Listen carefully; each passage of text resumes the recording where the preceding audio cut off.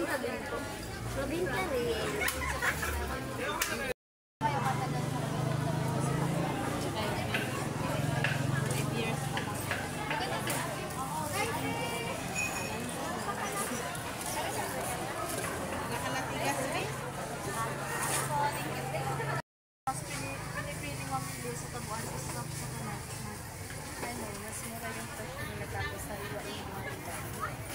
Gaano kayo kadalas mamili sa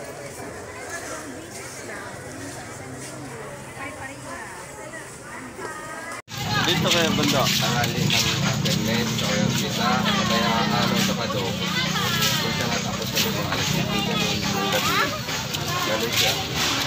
Pag umaga lang dito sa sila.